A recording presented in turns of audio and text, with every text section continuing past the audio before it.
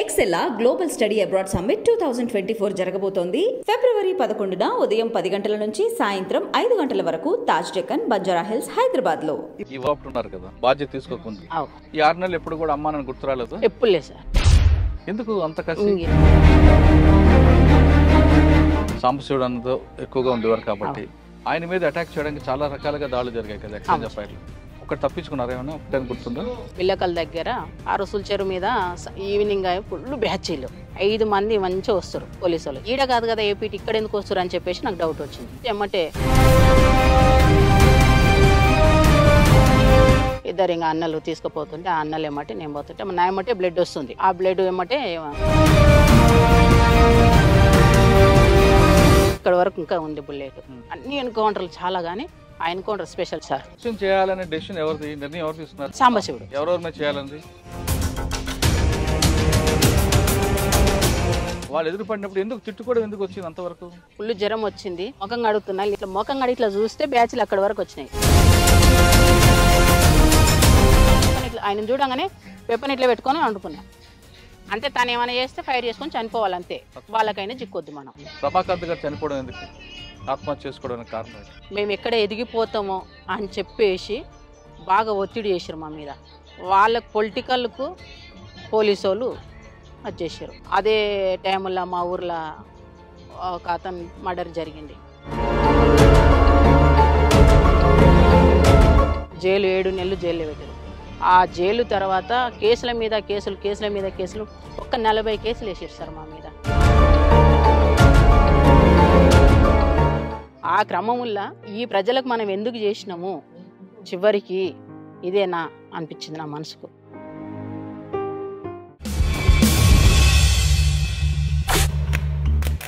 Welcome to crime confessions. గతంలో గ్రామాల్లో పెట్టుబడిదారుల యొక్క పెత్తనాలకు లేదా అక్కడ జరుగుతున్న అరాచకాలు చూసి తట్టుకోలేక బడుగు బలహీన వర్గాల ప్రజల కోసం, వాళ్ళ అభివృద్ధి కోసం చాలామంది యువకులు అడుగుబాటు పెట్టారు. అడవిలోకి వెళ్ళిన తర్వాత వాళ్ళు నిరంతరం తమ ప్రాణాలని పన్నంగా పెట్టి తమ కుటుంబాలని, తల్లిదండ్రులని వాళ్ళకి త్యాగం చేస్తూ పేద ప్రజల కోసం చాలా కష్టపడ్డారు. ఆ విధంగా కష్టపడిన తర్వాత కొన్ని సంవత్సరాలకి వివిధ కారణాల చేత, అంటే కొంతమంది వ్యక్తిగత కారణాలు అవ్వచ్చు, మరి కొంతమందికి పార్టీల విభేదాలు అవ్వచ్చు, మరి కొంతమందికి ఇంకొక కారణంతో జనజీవన స్రవంతులు కలిశారు. ఆ విధంగా కలిసిన వారిని పరిచయం చేసే ఈ కార్యక్రమంలో ఈ వారం మన గెస్ట్ రజతక్క. అచ్చంపేటలో ఒకప్పుడు పోలీసులకి ముప్పొత్తెప్పులు పెట్టిన రజతక్క, వైఫ్ ఆఫ్ రమాకాంత్ అన్న. రజతక్క అంటే అప్పట్లో అచ్చంపేట, నల్లమల ఆ ఫారెస్ట్లో ఒక భయం ఉండేది. రమాకాంత్ అన్న రజతక్క పేరు చేత పోలీసులకి చుక్కలు చూపించేవారు. పగల చుక్కలు చూపించడం అనేది రజతక్కకు ఒక ఫేమస్ అనేది తెలుసు. రజతక్క అచ్చంపేటలో ఉన్నప్పుడు ఎటువంటి కార్యక్రమం చేశారు, అసలు అడవి బాట ఎందుకు పట్టాల్సి వచ్చింది, పట్టిన తర్వాత వాళ్ళు పార్టీలకు వెళ్ళినప్పుడు పేద ప్రజల కోసం వాళ్ళు ఏ విధంగా కష్టపడ్డారు, అక్కడ ఉన్న చెంచుల కోసం వాళ్ళు నిరంతరం ఏ విధంగా వాళ్ళ పరిజ్ఞానం కానీ రాజకీయ పరిజ్ఞానం తీసుకురావడంలో వాళ్ళు ఏ విధంగా కృషి చేశారు అనే అంశాలతో పాటు ప్రస్తుతం ఆవిడ జీవితం ఎలా కొనసాగుతున్న విషయాన్ని ఆ అక్కగానే తెలుసుకున్నాం. అక్క నమస్తే. రజతక్క అచ్చంపేట, కొల్లాపూర్ ఆ ప్రాంతంలో ఒకప్పుడు మీ హవా. రజతక్క, రమాకాంత్ అన్న వీళ్ళందరూ పేర్లు చెప్తే చాలు భయపడేవారు. అంటే అప్పుడు పరిస్థితి ఆ విధంగా ఉంది కాబట్టి మీరు వెళ్ళారు. ఒక విధంగా చెప్పాలంటే పార్టీ ఆ విధంగా ముందుకు వెళ్ళబట్టి ప్రభుత్వం కూడా కిందకి దిగి గ్రామాల్లో మౌలిక సదుపాయాలు కల్పించడంతో పాటు మిగతా కార్యక్రమాలు చేపట్టడానికి వచ్చింది. అంటే మనం సామాజిక సమస్యగానో లేదా ఆర్థిక సమస్యగా చూడడం అనేది పక్కన పెడితే అసలు రజతక్క ఎందుకు అడుగుబాటు పట్టింది, రజతక్క కుటుంబ నేపథ్యం ఎలాగ ఉండేది, వెళ్ళిన తర్వాత అన్న ఎలా పరిచయారు, అక్కడ మీరు చేసిన కార్యక్రమాలు ఏ విధంగా ఉన్నాయి, బయటకు వచ్చాక అన్న ఏ విధంగా చనిపోయారు, ఇప్పుడు ప్రస్తుతం మీ జనజీవన స్రవంతి, మీ జీవన విధానం ఎలా కొనసాగుతుంది? చాలా ఇబ్బందికరంగా ఉంది సార్. బయటికి రావడం అసలుకి రావద్దు నిజంగా, కానీ ఆ టైముల్లో అనివార్య పరిస్థితులల్లో నేను బయటికి రావడానికి కారణం ఏంటంటే హెల్త్ బాగాలేకున్నది, మలేరియా టైఫాయిడ్ వచ్చి నాకు నెత్తికి ఎక్కినది. నేను బయటికి వెళ్ళిపోతున్నా. ఆ రోజు నా దగ్గర వెపన్ కూడా లేకుండే, పోయి ఒక లమ్మడి కూడా బయటికి రావడం చెప్పక ముందు మీరు అసలు పార్టీలోకి ఎందుకు వెళ్ళారు, అడుగుబాటు ఎందుకు పట్టారు? అంటే మా ఊరు ఫారెస్ట్ దగ్గర ఉంటుంది, అచ్చంపేట మాది, పక్కల అది బల్మూర్ మండలం, కొండనాల గ్రామం. మా ఊర్లో మొత్తం దొరలది పెత్తనం చాలా ఉంటుంది, కానీ ఏ రోజు అట్లాంటి దొరలు మా కుటుంబం మీద ఎక్కడ కూడా చూపలేదు. కానీ బాగా మాది ఫారెస్ట్ పక్కల మా పొలము, అంటే ఇది ల్యాండ్. అక్కడ మా చెలక అంగం సేమ్ ఇట్లనే ఉండేది. అప్పట్లో మా తాత 70 ఎకరాలు సంపాదించిండు మంచిగా. ఇట్లాంటి పొలంలో మేము మొత్తం అక్కడనే ఉండేవాళ్ళం మేము. ఆ క్రమంలో అన్నలు వచ్చేవాళ్ళు. నాకు 97లో పరిచయం పార్టీ. ఏం నేను చదువుకున్నారు మీరు? నేను 5th క్లాస్ వరకు చదువుకున్నా. ఓకే. ఇంకా 97లో పరిచయం. అప్పుడు నేను చిన్నగా ఉన్న ఇట్లా గొర్రెలు బర్రెలు అనుకుంటా అట్లా ఇట్లా ఉంటుండేవాళ్ళం. ఇక తాత అట్లా ఉంటుండే. ఇక వస్తుంటూ పోతుంటూ ఉంటుండ్రి. అప్పుడు మాకేం తెలియదు, అలా ఆట పాట వరకే. ఆ తర్వాత ఇక కొన్ని అనివార్య పరిస్థితులల్లా నాకెందుకు అందులో పోవాలి, ఎందుకు అనేది ఒక ఆలోచన వచ్చింది. వస్తే ఫస్ట్ సాంబశివుడు స్పెషల్ కమాండర్ వచ్చారు అది నల్గొండ నుంచి ఈ జిల్లాకు. అప్పుడు నేను వస్తాను అంటే, నువ్వు చిన్నగా ఉన్నావు, నీకు ఇంకా టైం ఉంది అని చెప్పేసి వదిలిపెట్టేసి పోయాడు. మళ్ళీ 3 years తర్వాత నేను అనుకోకుండానే ధనంకడికి డైరెక్ట్ వెళ్ళిపోయినా. అంటే ఇంట్లో వాళ్ళే చెప్పలేదా? ఎవరికి చెప్పలేదు సార్, అంటే ఆ ఎవరికి చెప్పలేదు. భావజాలం అటు తిరిగింది, అంతే. తిప్పింది మీకు. అప్పటికే మా అన్న ఆర్ఎస్సీలో పనిచేస్తుండు. మా పెద్దన్న అప్పటికి కానిస్టేబుల్, కన్వానాలు వ్యవసాయం చేస్తారు. నాన్నకు 12 మంది మేము, అందులో నేనే చిన్నవాని. ఇది పరిస్థితి. అప్పుడు ఇంకా ఎక్కడ వెళ్ళిపోయినా. పరిచయం మీకు సాంబశివుడు? చిలక దగ్గరే, ఆహా. మా చిలక దగ్గరే. అప్పుడు స్పెషల్ కమాండర్కి వచ్చారు ఇక్కడ. అచ్చా. అప్పటి నుంచి చనిపోయిన సుదర్శను, ఉమ్. ఇక ఇప్పుడు కొంతమంది ఉన్నారు మనోళ్ళు, బయట ఉన్న వాళ్ళు వచ్చిన్నారు. ఇప్పుడు ఈ రాజన్న కూడా అక్కడ ఉన్న వాళ్ళు. అట్లా జరిగింది. పార్టీలకు వెళ్ళారు. వెళ్ళిపోయాను. పార్టీలకు వెళ్ళిన తర్వాత మీకు ఎవరు బాధ్యత తీసుకున్నారు? అప్పుడు జీవన్ అని మెదక్ డిస్ట్రిక్ట్ నుంచి వచ్చిండు, అప్పర్ ప్లాట్ల కమాండరు. కామ్రేడ్ దగ్గరికి వెళ్ళి ఉంటివి. కామ్రేడ్ మంచిగా చూసుకున్నాడు మమ్మ. ఒక 6 months తర్వాత క్యాంప్ జరిగింది. క్యాంప్కి వెళ్ళినాం. అప్పుడు నల్లమల్లల రమకాంత్ కమాండర్. అయితే చెంచులకి ఏంది అంటే పొలం ఉంది పెంటలల్లా. దాని తర్వాత ఏమైందంటే ఇది సబ్సిడీలో ట్రాక్టర్లు వచ్చినాయి సార్. వ్యవసాయం మీద కొద్ది అవగాహన ఉంది నాకు. ఇక్కడే ఉంచిపోదాం అని చెప్పేసి మాధవ్ డిసైడ్ అయ్యిండు. రాష్ట్ర కమిటీ సభ్యుడు మాధవ్ ఉండు కదా, అన్న డిసైడ్ అయ్యి ఇక్కడే ఉండని, వ్యవసాయం ఎట్లా చేయాలని. అప్పట్లో నాకు గడెం కొట్టడం మొత్తం టోటల్గా పని వస్తుంది సార్. ఆ టైంలో ఇంకా నన్ను అక్కడ పెట్టేసి వ్యవసాయం చెంచోళ్ళకు ప్రత్యేకంగా మక్కలు ఆంద్యాలు వేపించి పండించినాం అక్కడ.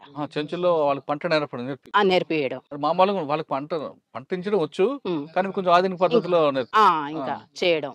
అట్లా చేసి ఒక 1 year ఉన్న అక్కడ కూడా. మీరు 6 నెలలు లోపల ఉన్నారు కదా, అంటే చెంచులకి మీకు మీ బాధ్యత తీసుకోకముందు ఈ 6 నెలలు ఎప్పుడు కూడా అమ్మా నన్ను గుర్తు రాలేదు? ఎప్పుడు లేదు సార్, ఇప్పటికి లేదు. అప్పుడే కాదు, ఇప్పుడు గుడకలేదు. ఎందుకు అంత కసి? ఎందుకు సార్? సరే, 6 నెలల్లో మీరు వెళ్ళగానే మీకు తుపాకీ ఎవరు పని బాధ్యత ఇవ్వకపోయినా సామాన్లు తీసుకెళ్లడం, నడిపించడం, ఎక్సర్సైజ్ ఇవన్నీ ఉంటాయి కదా, ఇప్పుడు నడిపించిందా? అట్లా ఏం లేదు, నాకు 1 monthకే వెపన్ ఇచ్చారు. అంటే ఆ రోజు నేను బయట పని చేసిన కదా సార్, పార్టీకి పని చేసిన. ఇక ఆ టైంలో నాకు అన్నోళ్ళు ఎక్కడ పోగానే ఒక వెపన్ ఇచ్చారు. మరుసటి రోజే ఎమ్మడి తిప్పుకున్నారు.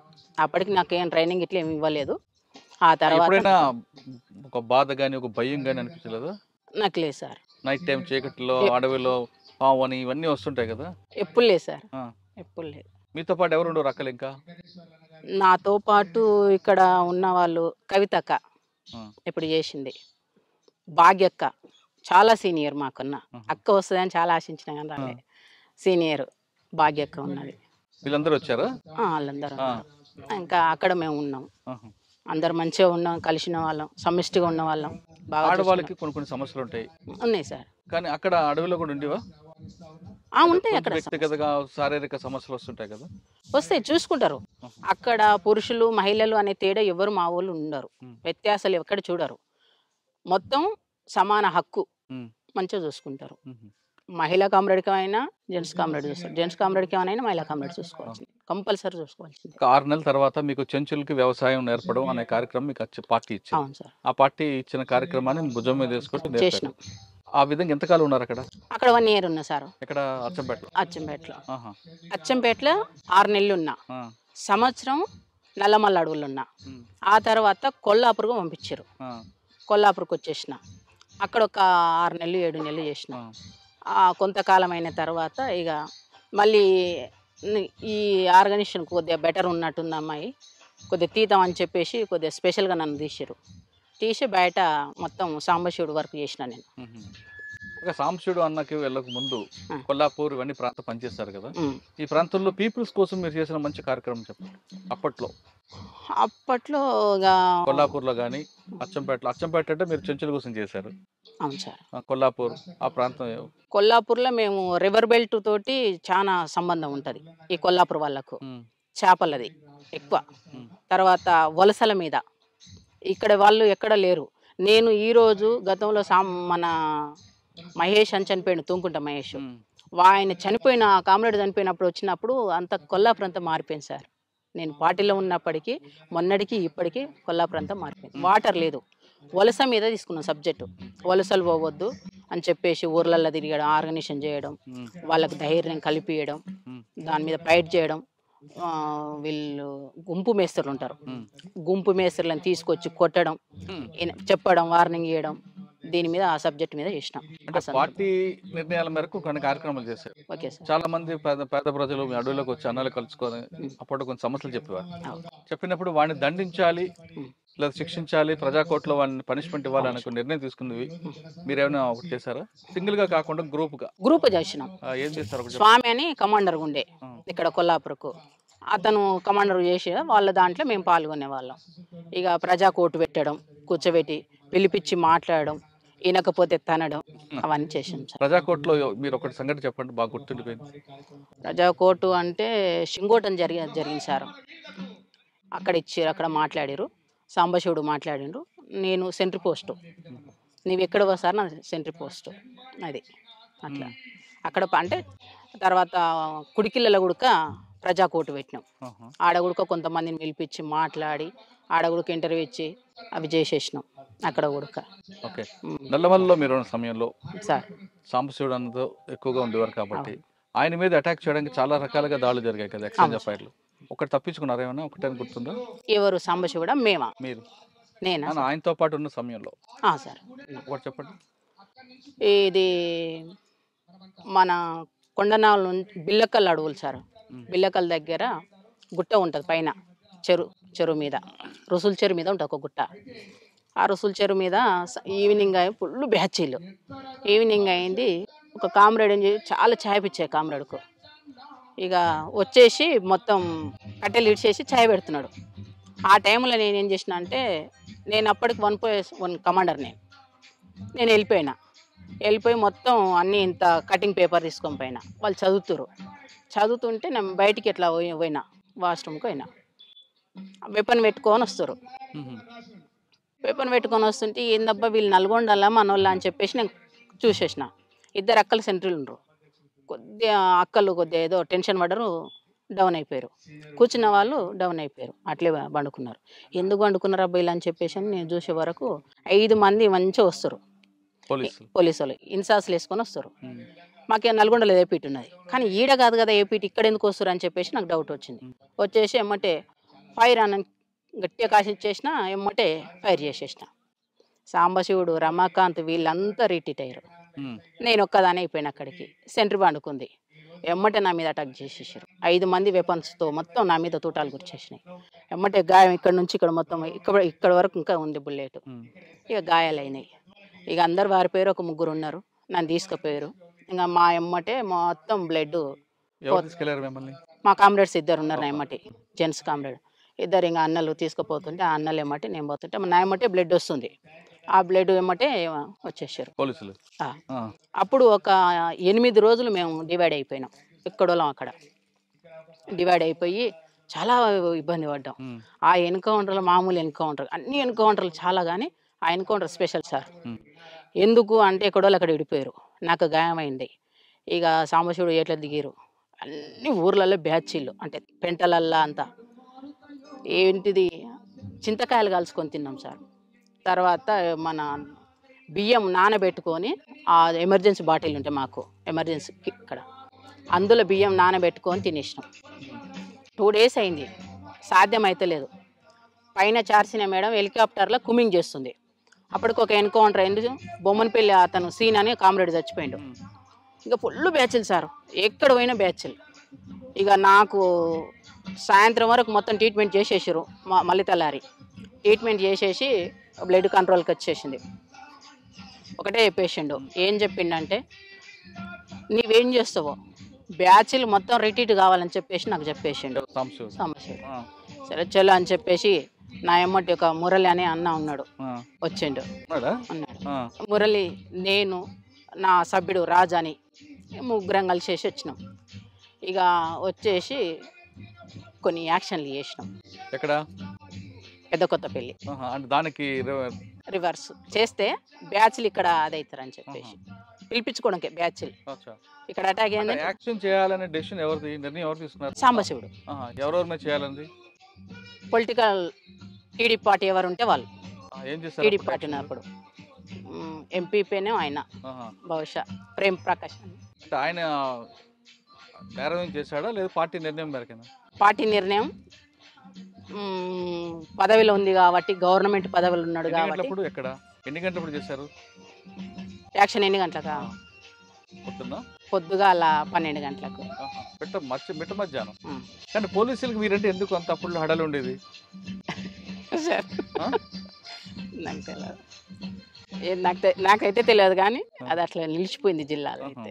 అంతే. రజిత టార్గెట్ అని ఒక టీమే తిరిగేది కదండి? అవును సార్, టీమే కదా సార్. రిలయన్స్ ఫోన్లో నా కోసం అచ్చంపేటలో మజీద్ సిఐ అని 200 ఫోన్లు ఇచ్చిండు. ఇప్పుడు ఉన్నాడు మజీద్ సార్ డిఎస్పీ. ఎక్కడ? హైదరాబాద్లో చేస్తుండు. నా కోసం స్పెషల్గా పంపించిండు. ఎందుకు 200 ఫోన్లు? ఏడ కనిపిస్తే ఆడ ఫోన్ కొట్టారు రజిత అక్క, అంతే ఇచ్చేసిండు. ఎక్కడ కూడా అది కాలే. పోలీసులు ఇంత నిర్బంధం పెట్టినప్పుడు కూడా సార్ నల్లమలలో సాంబశివుడు కానీ, మీరు కానీ, తర్వాత కృష్ణన్న కానీ, రమాకథ ఈ విధంగా తప్పించుకున్నారంటే చెంచుల సహకారమైనా లేదు? ప్రజలు ఇంపార్టెంట్. ప్రజలతో మమేకం అయితే ఎవరైనా ఓడిపోతారు. ప్రజలు తలుచుకుంటే ఎవరైనా మనం చీడపురుగులమే సార్, నాకు తెలిసినంత వరకు అయితే. ఇక నేను తిరిగే క్రమం వల్ల బాగా టార్గెట్ చేసినాను, మామూలు టార్గెట్ చేయలే. ఇక ఏమంటారు దాని బ్యాచీలు రకరకాల ఎదురుబడి పీకులాడుకున్నాను గలీజ్గా. అప్పుడు నేను మావోయిస్ట్ అని మర్చిపోయినా. నేను ఎందుకు? ఎవరు? ఏ బ్యాచ్? పోలీసులు. నేను మావోయిస్ట్ అని మర్చిపోయినా. వాడు గలీజ్గా అన్నప్పుడు మనం ఎందుకు అనాలి? అసలు యాక్చువల్గా మా పార్టీలో మావోయిస్ట్ పార్టీ అని అనొద్దు గలీజ్గా. మావోయిస్ట్ పార్టీలో గలీజ్గా మాట్లాడదు. ఈ క్రమంలో అతను అంటుంటే, పోలీస్ అంటుంటే నేను కూడా వాళ్ళు ఎదురు పడినప్పుడు ఎందుకు తిట్టుకోవడం ఎందుకు వచ్చింది అంతవరకు? ఎందుకు వచ్చిందంటే నేను ఇట్లా ముఖం కడుగుతుంటున్నా. ఒకటైంది సార్, ఫుల్ జ్వరం వచ్చింది. ఇట్లా ముఖం కడుగుతున్నా. లేచి అమ్మలు వస్తా అమ్మ అన్న చిలకల కొబ్బరి చెట్టు మాడి చెట్టు ఉంది. అమ్మలు వస్తున్న క్రమంలో ఇట్లా ముఖం కడిగి ఇట్లా చూస్తే బ్యాచ్లు అక్కడి వరకు వచ్చినాయి, సేమ్ షెడ్ వరకు వచ్చేసినాయి. అబ్బా ఇక్కడ వరకు వచ్చినాయి ఏంది? ఇట్లా చూసి షాము ఏం పోలీసులు లేకురా అన్న. ఏం కామ్రేడ్ అన్నా, కామ్రేడ్ ఎప్పుడు వెళ్ళిపోయాడు. నేనేం చేయాలి? నేను జ్వరం అతనున్నా. లేచి చూస్తే అంతా మొత్తం బ్యాచ్లు చుట్టుముట్టేసినాయి. ఆ బ్యాచ్ మొత్తం నాకు రౌండ్ ఆఫ్ చేసినాయి. ఏం చేయాలో నాకు అర్థం కాలే. ఒక 8-9 ఫీట్ల ఎత్తుకు గోతి ఉంటుంది, గోతిలో దుంకేసిన. ఇక్కడ పోయింది అని చెప్పేసి అన్నారు. వాళ్ళు అటు వాగానే ఇట్లా లేచిన. ఇంకా బూతులను తిట్టుకుంటే ఏమంటారు, ఫైర్ చేయలే. వాళ్ళు ఫైర్ చేస్తే పడిపోయేదాన్ని. వాళ్ళు నేను కనీసం ఒక 6 కిలోమీటర్ రన్నింగ్ సార్. 6 కిలోమీటర్ మామూలు రన్నింగ్ కాదు. ఫస్ట్ టైం అది ఇంకొకటి ప్లేన్ ఏరియాలో రన్నింగ్ మామూలు ఉండదు. అట్లా రన్నింగ్ చేసిన. పరిగెడుతూ బూతులు తిడుతూ పరిగెట్టారు. ఇంకా అట్లా వెళ్ళిపోయేసిన. ఆడ తప్పించుకొని పోయి ఇంకొక ప్లేస్కి పోయినా.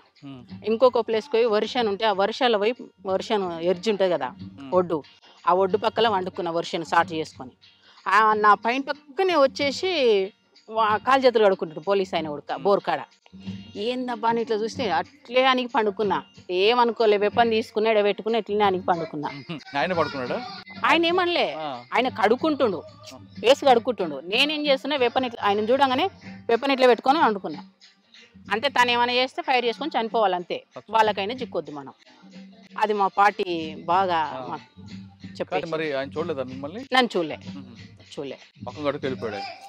ఈయనొక్కడితో వచ్చి అక్కడ కనుమ బ్యాచ్ ఉంది, వెళ్ళిపోయారు. వాళ్ళు వెళ్ళిపోగానే కొద్దిగా అసలు ముందుకు జరిగేసి ఆ వెపన్ ఆనే పెట్టేసి మళ్ళీ ఎప్పట్లేక మామూలుగా ఊర్లోకి వచ్చేసి ఒకంత అప్పటికే 4-5 డేస్ అయింది. అన్నం లేదు, ఫుల్ ప్లేను. ఇదంతా ఏరియా అచ్చంపేట ఉప్పునంత మండలంలో. ఇంకా తినేసినాం. ఇంత తినేసిన మళ్ళీ మార్నింగ్ లేచిన. మళ్ళీ మార్నింగ్ ఏడికి వెళ్ళినంటే ఐనూలు పక్కకి వెళ్ళిన సార్. ఐనూలు మధ్యలో ఆ క్రమంలో అక్కడ ఏనపోటు వచ్చేస్తారు. అప్పుడు కూడా ఏం చేయాలని అర్థం కాలే. ఆ ఏనపోటు వస్తుంటే ఏం చేసిన బుడ్డ విషయం ఇదే దినం ఇదే టైం ఇంకా బుడ్డ శని వీక్తున్నారు. వాళ్ళతో పాటు అట్లే బుడ్డ శని వీక్కుంటా ఆ బుడ్డలు పీకిన చెత్త తీసేసి కార్బాన్ మీద వేసేసిన. స్టెన్ కార్బాన్ ఎప్పుడు నాకు తీసి దాని మీద పడేసిన. అయిపోయాయి. వాళ్ళు ఎవరో చెలుకోలు అనుకున్నారు. ఆ కొనాక అడిగింది. నేను ఇక్కడ మళ్ళీ ఇంకా బుడ్డ శని వీక్తున్నా. సాధారణంగా ఒక దగ్గర మీటింగ్ పెట్టుకున్నప్పుడు పార్టీలో సార్ ఏదైనా ఇష్యూ రిట్రీట్ అవుతారు మీ అందరూ, మీరందరూ విడిపోతారు. అవును సార్. విడిపోయిన తర్వాత ఎక్కడెక్కడికి వెళ్తారు? అందరూ కలిసి పరిగెట్టరు. అవును. మళ్ళీ మీరు అందరూ ఎక్కడ కలుస్తారు? కలవాలనుకుంటే ఏం ప్లాన్ ఏంటి? ఏ పిట్ పెట్టుకుంటాం సార్. ఇప్పుడు ఈ ఏరియా ఉంది, ఈ ఏరియాలో ఈ షెడ్ ఉంది, ఇక్కడికి రాండి అని. లేదా రోడ్డు పాయింట్ మీద ఆ పలానా చోటకు పలానా రోజు పలానా టైమింగ్ 2 ఉంటాయి. టైమింగ్లు రోజు ఒకటే టైమింగ్ 2, 1టికా 12టికన్నా. 12టికి మిస్ అయితే 1టికి రండి అంతే. ఇది మిస్ అయితే మళ్ళీ ఆల్టర్నేట్ ఇంకొకటి పెట్టుకుంటాం. అక్కడికి వెళ్తాం. అక్కడికి వెళ్ళినప్పుడు ఆడ పికప్ చేసుకుంటాం. అట్లా కలిసి ఒకేసారి కలిసి వెళ్ళడం అనేది కష్టం కదా. కష్టం. పోలీసులు ఎన్కౌంటర్ అయినా పిడిపోతాం సార్. తర్వాత ఇంకొకటి, అప్పుడులో మీకు బాగా పోలీసు ఎవరు ఎక్కువగా మీకు ఇబ్బంది పెట్టేది? నల్లమల్లు రకరకాల ఆఫీసులు పనిచేశారు. ఇప్పుడున్న శ్రీనివాసరెడ్డి సార్. కొత్తకోట శ్రీనివాసరెడ్డి సార్. ఆయన బాబుని రెస్పెక్ట్ చేసినప్పుడు. అవును sir. OSD Rajesh Kumar. Okay. తర్వాత ఓఎస్డి లడ్డు వచ్చినాడు. తర్వాత మన మేడం చారుసీన మేడం. వీళ్ళందరూ మీకు బాగా టైట్ చేస్తారా? బాగా టైట్, మామూలు టైట్ కాదు. శ్రీనివాసరెడ్డి ప్రేలను అంతా ఎన్కౌంటర్లు అయినాయి. ఇక మేడం ప్రేలను కొద్దిగా అందరినీ ప్రజలకు రాగుంజి బయటికి రప్పించింది. ఆ ప్లాన్ చేసినాను. దానివల్ల చాలామంది సరెండర్ అయ్యారు. ఇంకొకటి నిర్బంధం కూడా ఎక్కువైంది సార్. వాస్తవంగా నిర్బంధం ఎక్కువైంది, కమ్యూనికేషన్ తెగిపోయింది, నాయకత్వం అంతా ఏఓబి వెళ్ళిపోయారు. మాకు ఎవరు లేని పరిస్థితి ఏర్పడ్డది. ఇంకంతా చిల్లంబల్లమైంది. కోనాపూరి సాంబశివుడితో పాటు తమ్ముడు రాములు ఎప్పుడైనా మీకు ఎదురుపడ్డారా? చర్చలప్పుడు ఏపీటీ నేనే ఇదే ఏరియాలో తీసుకొచ్చిన. ఈ ఏరియాలో అమ్మని నాయనని అన్నని చర్చలప్పుడు. ఆ తర్వాత సరే, పార్టీ విప్లవం పక్కన పెడితే మీ ఇద్దరి మధ్య వివాహం ఎలా జరిగిందమ్మా? రమాకాంతానికి మీకు పరిచయం ఎక్కడ? నేను కొల్లాపూరు సభ్యురాలుగా వచ్చిన సార్. అంటే డిప్యూటీ కమాండర్గా వచ్చిన. ఆ క్రమంలో తనకి ఏమనిపించిందో లెటర్ పంపించిండు. లెటర్ పంపిస్తే నేను ఆ లెటర్ ఇప్పకుండా సాంబశివుడికి తీసుకుపోయి ఇచ్చేసిన. మళ్ళీ సాంబశివుడికి పోయినప్పుడు 3 నెలలు అయింది. ఆ లెటర్ అట్లే కిట్ బ్యాగ్లో దాచిపెట్టుకొని పోయి తీసుకుపోయి ఇచ్చేసిన. కామ్రేడ్ ఇది పంపించిన లెటరు అని అంతే. అట్లే ఉండదు, మళ్ళీ పిచ్చి పిచ్చిగా రాయారు. మంచిగానే మీరు చదువుకోండి, తినండి, శత్రువుకి ఎక్కడ భయపడకండి అని చెప్పేసి కొన్ని అంశాలు మంచిగా ఇచ్చేస్తారు. ఇక అట్లా రాసిండు. తీసుకుపోయి చూపిస్తే ఇట్లా చెప్పిండు. అట్లా రాసిండంటేనే దాని అర్థం మన మీద ప్రేమ పుట్టిందని దాని అర్థం. అంతే. ఇక ఆ క్రమంలో తను ఆ కామ్రేడ్ని పిలిచిండు. ఏంది రమాకాంత్ ఇట్లా అంటే, అవును కామ్రేడ్ అని చెప్పిండు. మరి నీదేంది అభిప్రాయం అన్నాడు. నాకు లేదు సార్, నాకు అలాంటిది లేదు కామ్రేడ్, కొంత టైం ఇవ్వండి నాకు, కొద్దిగా నేను ఒక పొజిషన్కి వెళ్ళినాక చేసుకుంటా అని చెప్పేసి అనుకున్నా. కొద్దిగా చూడండి అన్నాను. లేదని చెప్పేసిన.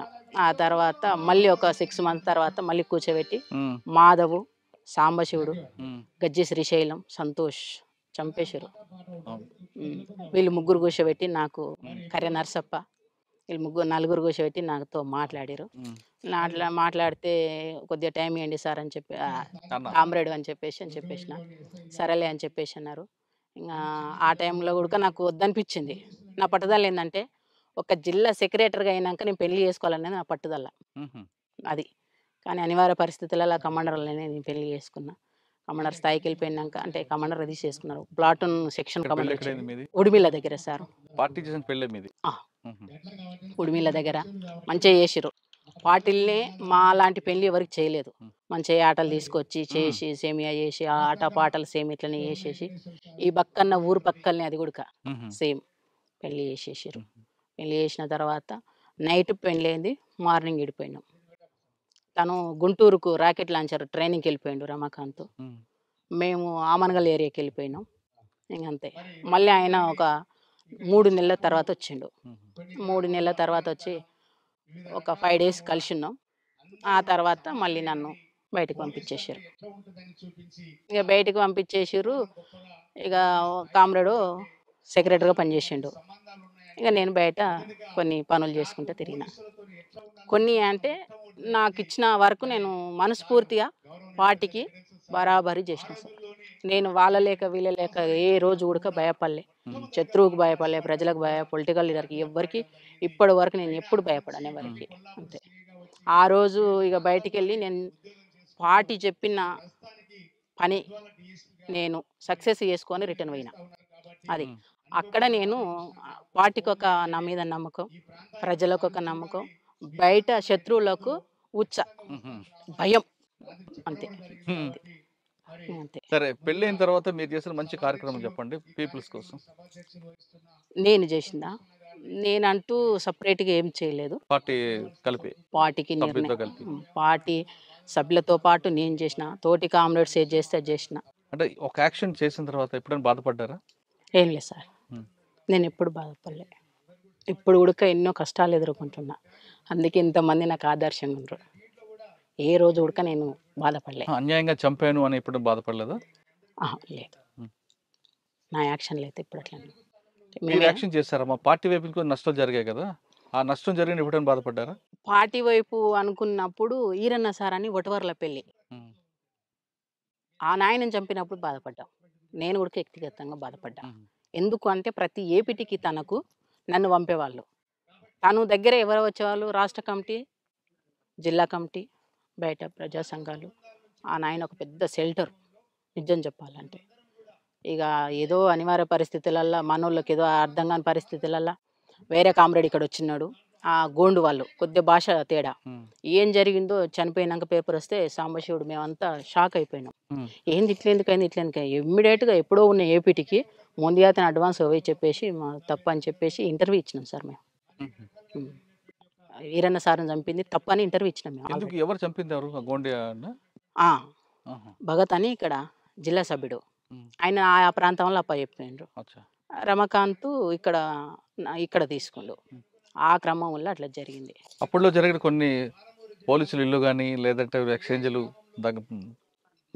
బ్లాస్టింగ్లు మీ ఉన్నారా? అవునా సార్, మననూరు దాడిలో ఆ ఎన్కౌంటరు ఆ దాడిలో ఏమైందంటే అందులో మాకు ఇచ్చిన ఇన్ఫర్మేషన్ ఏంటంటే ఒక సెంట్రీ ఉంటుంది, వెపన్స్ అంతా సైడ్ కుట్టాయని చెప్పేసి నేనే మ్యాప్ తీసుకుపోయిన ఉడక నేనే అక్కడ మ్యాప్ తీపించుకొని 1 days అక్కడ ఉండేసి నేను తీసుకొని వెళ్ళిపోయినా.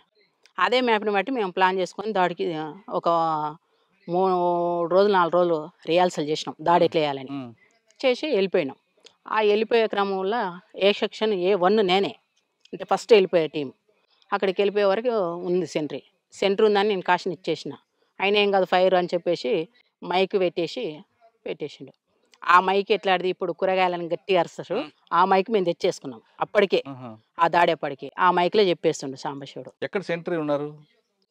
మీద పోలీస్ స్టేషన్ మీద పైన. ఓకే. అక్కడికి వెళ్ళినాక ఫైర్ అయింది. ఫైర్లు చేసి మొత్తం ఇంకా ఒక 1 minute అయితే అతను దుంకుతాం గోడకు.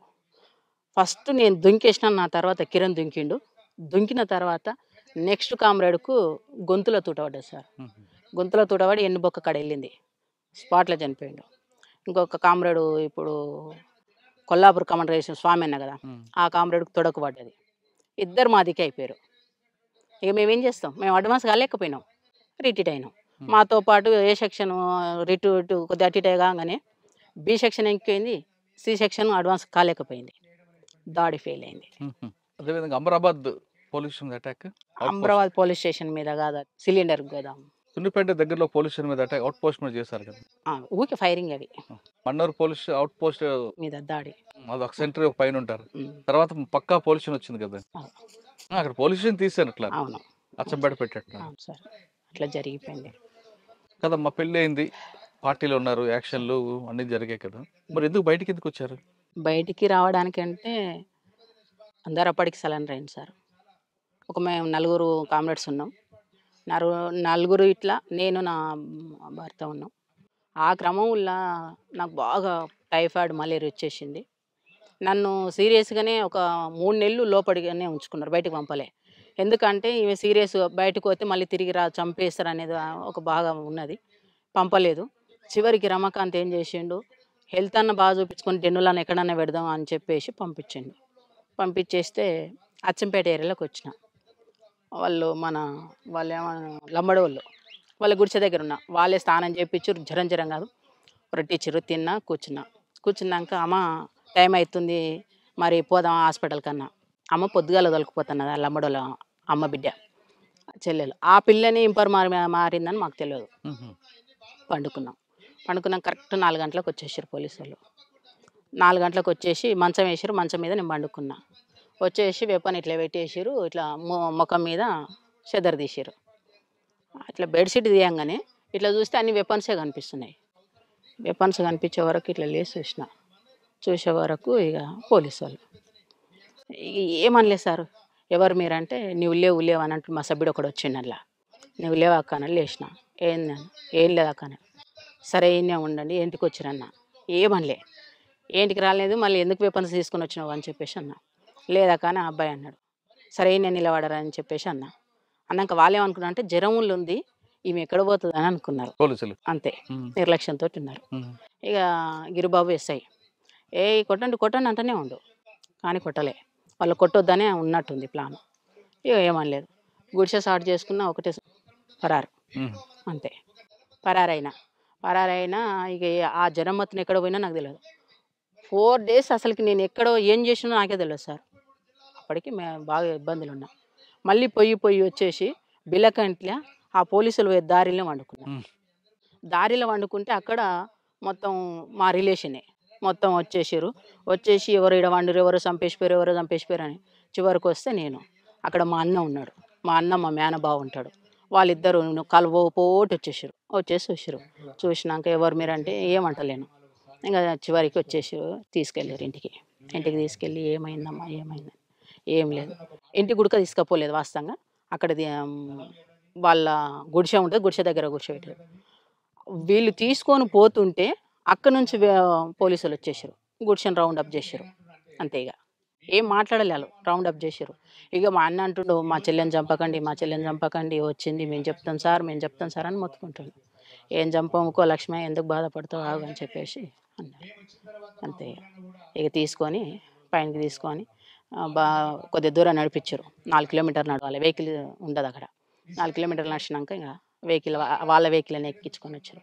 అప్పటికే మా అన్న మా ఊరు చేశారా? అవును సార్. సరెండర్ కాదు. లేదు సార్. రమాకాంత్ ఎప్పుడు దొరికారు? రమాకాంత్ దొరకకుండా తనంతలకు తాను నా తర్వాత 3 నెలల తర్వాత తను వాళ్ళకు ఫోన్ చేసి వాళ్ళ ద్వారా సరెండర్ అయ్యాడు. అంటే పార్టీకి చెప్పేసారంట. ఇంకా పార్టీ ఎక్కడ సార్ ఈ జిల్లాలో లేదు, మా ఇద్దరు వరకే క్లోజ్ లేదు, సభ్యులంతా వెళ్ళిపోయారు. ఆయనతో పాటు 2 సభ్యులు. తర్వాత పార్టీ నల్లమల్ల పూర్తిగా కంప్లీట్ అయినప్పటి వరకు ఉన్నా నేను. 2007 లాస్ట్లో 8 ఆ టైంలో వచ్చేసాను. అది మాతోటే క్లోజ్ అయిపోయింది. ఈ జిల్లాలో అయితే మాతో క్లోజ్ అయిపోయింది. మీరు సరెండర్ అయిన తర్వాత మీకు ఇవ్వాల్సిన ఇచ్చారా రమాకాంత్ గారికి ప్రభుత్వం? కామ్రేడ్కు 5 లక్షల రివార్డు ఉందన్నారు, ఇచ్చిర్రు. నాకు 3 లక్షలు అని చెప్పారు, ₹1,00,000 ఇచ్చారు. ఏది మేము ఎక్కడ ఆశపడలేదు.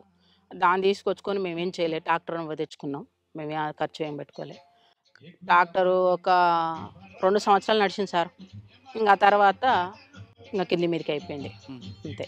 కదమ్మా, బయటకు వచ్చారు, ప్రభుత్వం ఇచ్చిన డబ్బులతోనూ ట్రాక్టర్ కొనుక్కొని సామాన్య కుటుంబంలో నడుపుతున్న సమయంలో రమాకాంత్ గారు చనిపోవడం ఎందుకు, ఆత్మహత్య చేసుకోవడానికి కారణం ఏంటి? చనిపోవడానికి కారణం ఏంటంటే మేము బయటకు వచ్చి మంచిగా ఉన్నాం సార్. మంచిగా ఉన్న క్రమం వల్ల ఈ పొలిటికల్గా మేము ఎక్కడ ఎదిగిపోతామో అని చెప్పేసి బాగా ఒత్తిడి చేశారు మా మీద. వాళ్ళ పొలిటికల్కు పోలీసు వాళ్ళు అది చేశారు. ఇక పోలీసుల టార్చర్ మామూలుగా లేదు సార్ మాకు, ఎంత అంటే అంత మామూలుగా లేదు. ఇక అదే టైంలో మా ఊర్లో ఒక అతను మర్డర్ జరిగింది. ఆ మర్డరు మా రమకాంతే చేసిందని చెప్పేసి ప్రపోజల్ చేసి తన మీద నెట్టేస్తే తను ఓపెన్గా పోయి చెప్పలేడు కదా, నేను చెప్పలేడుగా, చెప్తూనే ఉండి అప్పటికైనా అయినా వినలేదు. తీసి ఇక లోపల పడేసారు. 7 నెలలు జైల్లో పెట్టారు. ఆ జైలు తర్వాత కేసుల మీద కేసులు ఒక 40 కేసులు వేసారు సార్ మా మీద, తన మీద. ఆ 40 కేసులు వచ్చే వరకు 7 నెలలు బెయిల్ రావడానికి. అది తిరగడానికి ఒక 3 సంవత్సరాలు మొత్తం కంప్లీట్గా కోర్టుకే తిరిగింది.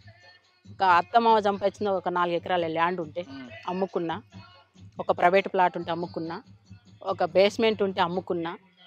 ఇక నానా కష్టాలు పడ్డా. ఎవరి దగ్గరికి పోయినా కానీ ఆ రోజు ఈరులు సూరులు అని మాట్లాడారు ప్రతి ఒక్కరు, ఎవరు సహకరించాలి. అంటే అప్పుడు అనిపించింది నాకు, ఇలాంటి చెత్త వ్యవస్థకు మనం పనిచేసినామా, నేను ఎందుకు అయినా ఈయన ఎందుకు అయ్యిండు, ఎందుకు చేసిండు చెత్త వ్యవస్థలా, మాకు అప్పుడు అనిపించింది సార్.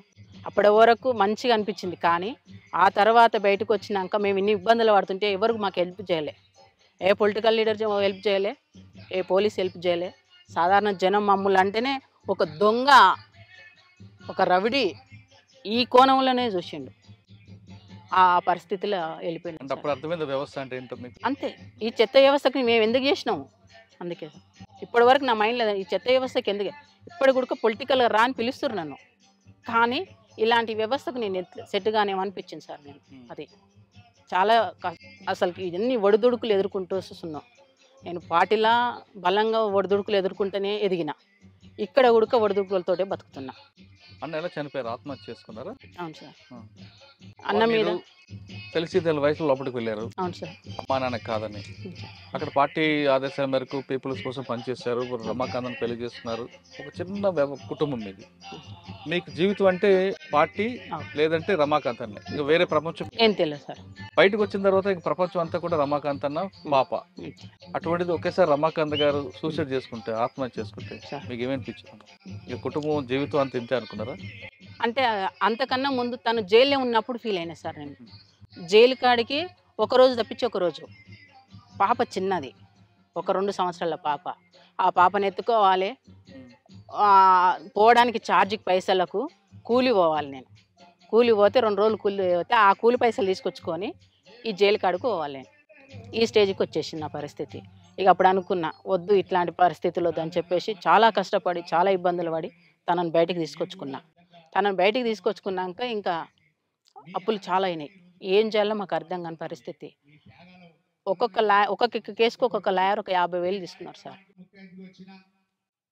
అట్లా 40 కేసులు ఉన్నాయి నాకు మా సార్ మీద.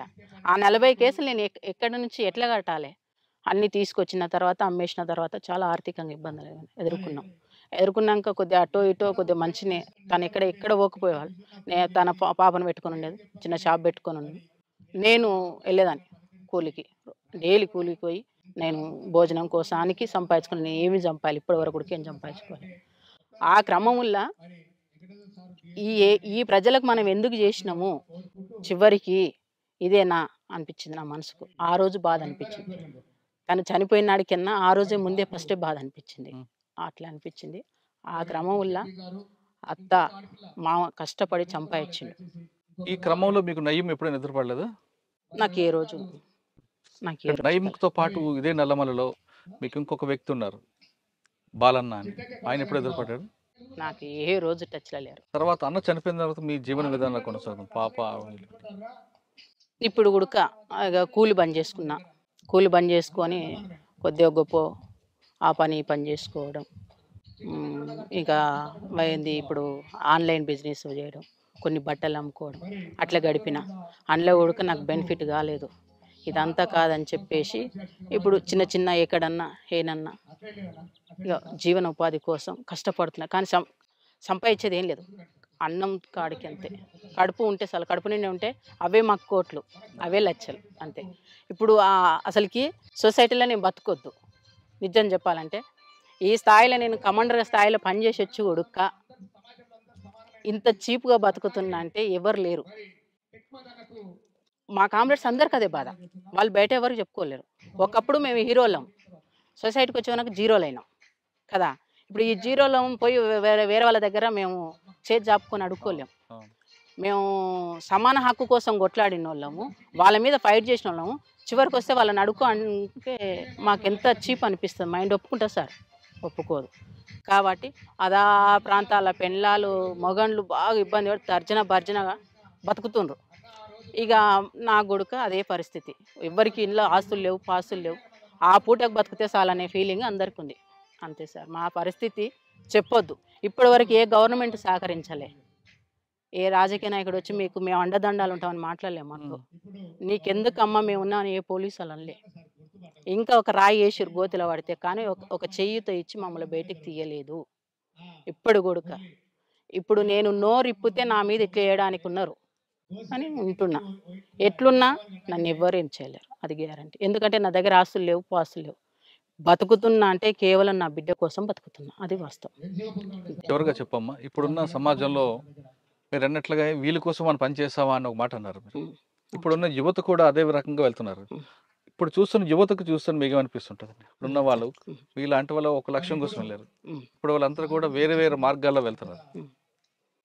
ఏ మార్గాల వెళ్ళినా ఏమి చేసినా కానీ కమ్యూనిస్ట్ పార్టీ అంతా బలంగా ఎవరు చేయరు కదా.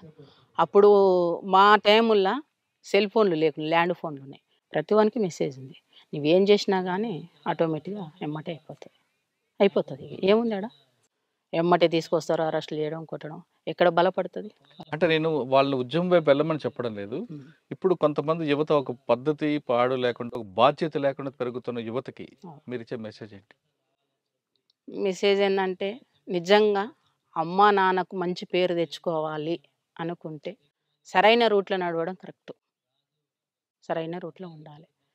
మనం ఒకరికి ఆదర్శంగా నిలబడాలి. తప్పు చేయొద్దు, తల వంచొద్దు, నా లక్ష్యం. నేను ఎక్కడ ఉన్నా నా సర్కిల్ అదే చెప్తా. గౌరవంగా ఉండాలి. సంపాదనలు, ఆస్తులు పాస్తులు మన ఎమ్మటి రావు, ఏమీ రావు.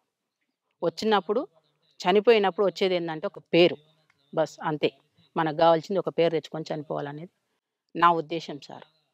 యువతకు ఏంటంటే గౌరవించాలి. ఎదుటి వ్యక్తిని ఎప్పుడైతే గౌరవిస్తామో ఇట్లాంటి హత్యలు, ఇట్లాంటి రేపులు, ఇట్లాంటి సమస్యలు ఎక్కడ కూడా రావు. ఎదుటి వ్యక్తిని మనం గౌరవిస్తలేము అంటేనే అన్నీ జరిగిపోతుంది, అది సార్. ఒకప్పుడు పేద ప్రజల కోసం అడుగుబాటు పెట్టిన రచదక్క రమాకాంత్ గారు కొన్ని సంవత్సరాల పాటు అడవిలో ఉన్నారు. వాళ్ళు ఎండనక వాననక కుటుంబాలు త్యాగం చేసుకుంటూ ప్రజల కోసం పనిచేసిన వాళ్ళు ఇప్పుడు అదే ప్రజల దగ్గరికి వెళ్ళి చేతులు చాచాలంటే వాళ్ళ ఆత్మాభిమానం చంపుకున్నట్లు అవుతుంది. కొంతమంది నక్సలెట్లాగా మాజీలుగా మారి తర్వాత సెటిల్మెంట్ చేయడం చేతకాక అటువంటి బాట పట్టక ఏమి ఇంకా సాధారణ కుటుంబంలో జీవిస్తున్నారు. ఆవిడ చెప్పే మెసేజ్ ఒకటే, ఇప్పుడు రాబోయే యువత కూడా, చూస్తున్న యువత కానీ ఎవరికైనా కానీ ఒక బాధ్యతగా పెరగండి, సమాజానికి మంచి పేరు తీసుకొచ్చేలా చేయండి, దానివల్ల మీ కుటుంబానికి కూడా మంచి పేరు వస్తుందంటూ రచతకు చెప్తుంది. ఇది ఈ వారం రచతతో ఎక్స్క్లూజివ్ ఇంటర్వ్యూ. వచ్చే వారం మరో గెస్ట్తో మళ్ళీ కలుద్దాం. అంతవరకు నమస్తే. Thank you.